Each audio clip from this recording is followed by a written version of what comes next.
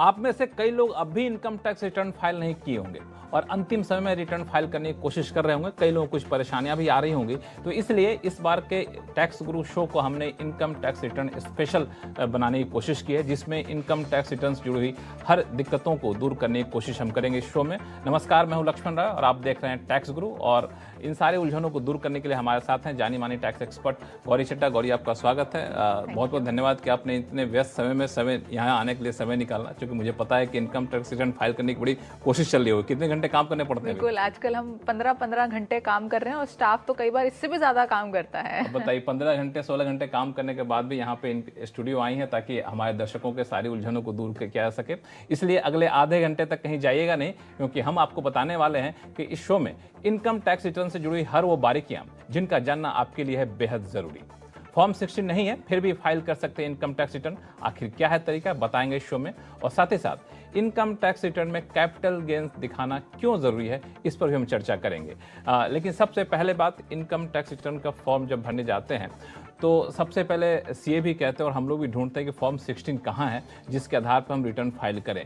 लेकिन कईयों को दिक्कत ये आ रही है कि फॉर्म 16 है भी नहीं, तो क्या करें।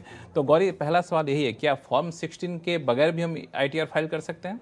जी लक्ष्मण, देखिए फॉर्म 16 वैसे तो बहुत इंपॉर्टेंट डॉक्यूमेंट है। फॉर्म 16 आपका हक है, आपको अपने एम्प्लॉयर से लेना है और आप राइटफुली मांग सकते हैं कि आपको फॉर्म 16 दिया जाए समय पे। लेकिन फिर भी कुछ केसेस सामने आए हैं जहां पे एम्प्लॉयर ने फॉर्म 16 नहीं दिया है, तो वो लोग थोड़े परेशान चल रहे हैं कि बिना फॉर्म 16 के रिटर्न कैसे भरें। तो रिटर्न आप भर दीजिए बिना फॉर्म 16 के, कोई दिक्कत वाली बात नहीं है। आपको पे स्लिप्स मिलती हैं, पे स्लिप्स में आपकी जो एग्जेम्पशंस का अमाउंट होता है वो क्लैरिफाई किया गया होता है कि आपकी पर मंथ आपको कितनी एग्जेम्पशन मिली है और पर मंथ आपको कितनी सैलरी मिली है, कितना बेसिक पे है, कितना डीए है, कितना पीएफ कटा है, और ये सारी जानकारी आपके जो पे स्लिप है उसमें होती है। तो उसको आपको हर महीने का टोटल करके और क्यूमुलेटिव फिगर अपनी रिटर्न में डाल के आपको रिटर्न भर देनी है। साथ ही इसको 26 एएस से आप जरूर मैच कर लें कि आपकी जो पे स्लिप्स हैं ये 26 एएस से मैच कर रही हैं, क्योंकि अगर ये 26 एएस से मैच नहीं करेंगी तो आपको जो है नोटिस आने का चांस बन जाता है। हालांकि 26 एएस से मैच नहीं करेगा तो फिर 26 एएस में कैसे बदलाव किया जाए, इस पर भी चर्चा करेंगे आगे हम। लेकिन फॉर्म 16 में एक और सवाल आता है, कई लोगों के पास नहीं है, कई लोगों के पास एक के बजाय 2 फॉर्म 16 आ जाते हैं, उनको क्या करना चाहिए? जी लक्ष्मण, ये बहुत कॉमन केस है। एक के बजाय 2 फॉर्म 16 आते हैं, क्योंकि ये तब होता है जब आपने साल के बीच में अपने नौकरी जो है उसको चेंज किया है। तो जितने समय आप पुराने एम्प्लॉयर के पास थे उन्होंने उस समय का आपको फॉर्म 16 दिया होगा, नए एम्प्लॉयर ने मार्च तक का आपको फॉर्म 16 दिया होगा, तो आपके पास 2 फॉर्म 16 आ जाएंगे।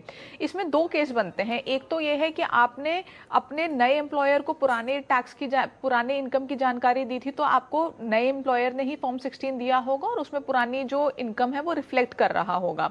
अगर ऐसा नहीं है, आपको 2 फॉर्म 16 मिले हैं और आपको दोनों ही एम्प्लॉयर ने बेसिक एग्जेम्पशन लिमिट भी दी होगी, आपको स्टैंडर्ड डिडक्शन भी 2 बार मिल गई होगी, लेकिन एक्चुअल में तो आप एक ही बार ले सकते हैं, तो दोनों फॉर्म 16 को क्लब करके आप रिटर्न भरेंगे और बेसिक एग्जेम्पशन लिमिट और स्टैंडर्ड डिडक्शन, बाकी डिडक्शन जितनी है वो सब आपको एक एक बार मिलेगी।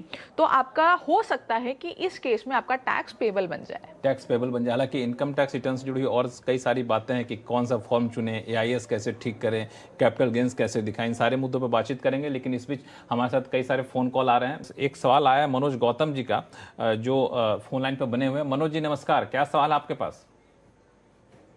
अरे सर, मेरा ये है कि मैं सैलरीड पर्सन हूँ। ठीक है। और स्टॉक मार्केट में कुछ स्टॉक्स हैं और क्या कहते हैं म्यूचुअल फंड है। डिविडेंड आया हुआ है जो है, तो उस पर टैक्स जो देना है, तो उसके लिए जो है आईटीआर 1 भरना पड़ेगा या आईटीआर 2 करना पड़ेगा? ठीक है, देखिए आपकी अगर तो सैलरी इनकम है और डिविडेंड से इनकम है, तो जो डिविडेंड की इनकम होती है वो इनकम फ्रॉम अदर सोर्सेज में जाती है, जो आप आईटीआर 1 में आसानी से दिखा सकते हैं। लेकिन आप स्टॉक्स में भी इन्वेस्ट करते हैं, तो इसमें 2 चीज़ें हो सकती हैं। एक तो ये है कि आप लॉन्ग टर्म के लिए इन्वेस्ट कर रहे हैं, स्टॉक खरीद के रख रहे हैं, बेच नहीं रहे हैं, तो आपको कोई कैपिटल गेन नहीं होगा। उस केस में आप आईटीआर 1 ही भरेंगे। लेकिन अगर आप बार बार खरीद बेच कर रहे हैं और आपको कैपिटल गेन हुआ है या बिजनेस इनकम हुई है, F&O से हुआ है, इंट्राडे से हुआ है, तो आपको अगर कैपिटल गेन हुआ है तो आईटीआर 2 भरनी होगी, और बिजनेस इनकम है यानी F&O, इंट्राडे या वॉल्यूम ज़्यादा है, फ्रीक्वेंसी ज़्यादा है, तो नॉर्मल बिजनेस इनकम दिखानी होगी आपको आईटीआर 3 में। तो इस तरीके से आप ITR 1 भरना है कि ITR 2 भरना है या फिर 3 भरना है, इस बात का बंटवारा कर सकते हैं। लेकिन ये कन्फ्यूजन सिर्फ गौतम जी के पास नहीं है, मुझे लगता है कई लोगों के अंदर कन्फ्यूजन होता है कौन सा फॉर्म भरें। तो अगर आप एक बार बता सकें संक्षिप्त में कि किन लोगों के लिए कौन सा फॉर्म ज़्यादा उपयोगी, कौन सा फॉर्म भरें वो। ठीक है, देखिए सबसे पहले तो आता टोटल है कितने आपका, फॉर्म होते हैं वैसे? देखिए वैसे 7 फॉर्म्स होते हैं, मैं आपको फर्स्ट 6 बताती हूँ जो आपके लिए रेलेवेंट हो सकते हैं।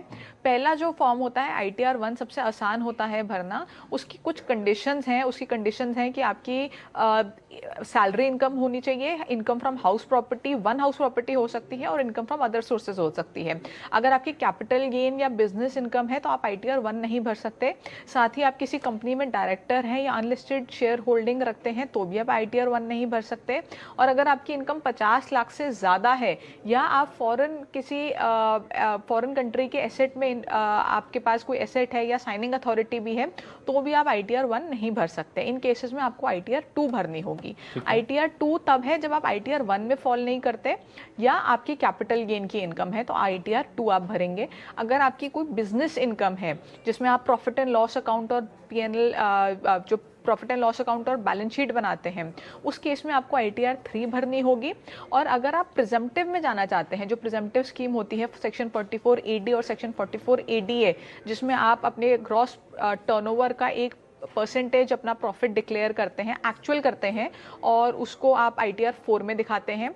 ITR 5 होती है पार्टनरशिप फर्म्स और LLPs के लिए और ITR 6 होती है कंपनीज के लिए।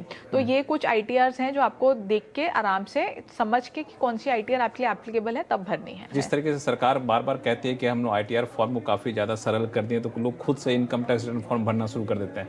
तो अक्सर गलतियाँ कौन कौन से करते हैं लोग, वो जरा बता दीजिए जिससे बचा भी जाए। देखिए सबसे पहले तो जिस तरह हम शुरू में डिस्कस कर रहे थे कि AIS और 26 ईयर्स चेक करना बहुत ज़रूरी है, तो कुछ लोग जल्दबाजी में रिटर्न भर देते हैं, अपने बाकी डॉक्यूमेंट्स चेक नहीं करते, 26 ईयर्स चेक नहीं करते, AIS चेक नहीं करते और उसमें मिसमैच आ जाता है तो उसमें नोटिस आने का डर होता है। इसके अलावा जैसा मैंने आपको बताया कि कैपिटल गेन्स लोग भूल जाते हैं कि उनका कैपिटल गेन है और AIS में रिफ्लेक्ट कर रहा होता है, वो खाली अपनी सैलरी इनकम दिखा के रिटर्न भर देते हैं। अच्छा, कई लोगों को ये नहीं पता लगता कि कैपिटल गेन क्यों हुआ है। कई लोगों ने STP लगाई होती है, तो STP का मतलब होता है कि पहले आपने पैसा रिडीम किया उसके बाद री इन्वेस्ट किया, तो उस केस में भी कैपिटल गेन लगता है, तो वो इन्फॉर्मेशन रह जाती है। या कोई सोर्स ऑफ इनकम आपकी रह जाती है, जैसे आपको कहीं से इंटरेस्ट आया या आपको FD का इंटरेस्ट आया, सेविंग्स का इंटरेस्ट आया।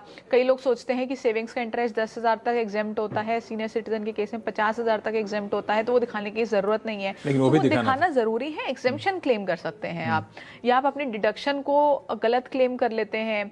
तो ये कुछ गलतियां हैं जो आमतौर पे लोग करते हैं, लेकिन आपको उन गलतियों से बचना चाहिए क्योंकि बाद में अगर नोटिस आएगा तो फिर आपको अलग पछड़े में पड़ना पड़ेगा। तो ये सारी गलतियां ना करें और जो गौरी ने बताया आपकी कौन सा ITR फॉर्म आपके लिए उपयोगी है उसी फॉर्म को भरें। और समय बहुत कम है इसलिए आप अंतिम समय का इंतजार अब मत करिए, क्योंकि अंतिम समय आखिरकार आ ही चुका है और इस इंतजार में मत रहिए कि सरकार शायद एक्सटेंशन दे देगी कि तो हम तब भरेंगे। तो इस इंतजार में बिल्कुल मत रहिए, आप हर वक्त को अंतिम समय मान कर अपना ITR फॉर्म जरूर भरिए। और जो टैक्स ग्रुप में हमने आपको उपाय बताए हैं, टिप्स दिए, उम्मीद करता हूं कि टिप्स आपके काम काफ़ी आएंगे। अगले सवाल के लिए चलते हैं मुंबई, जहां से सुधाकर कनकल जी हमारे साथ फोन लाइन पर। डॉक्टर सुधाकर कनकल। सुधाकर जी नमस्कार।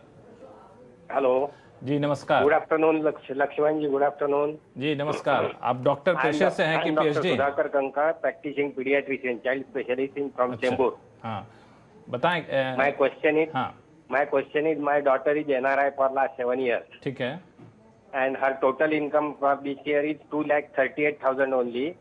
Out of this 1,20,000 is dividend income from Indian companies. ठीक है। Is she liable to pay tax on this dividend? And second question is, can she become HUF karta after our death?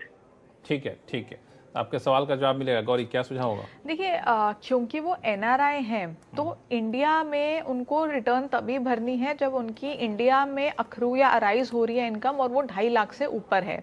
अब आपने बोला कि आपकी income 2,30,000 या 36,000 जो भी आपने बताया, 2.5 लाख से कम का अमाउंट आपने बताया, 2,38,000, तो आपको रिटर्न भरने की जरूरत नहीं है।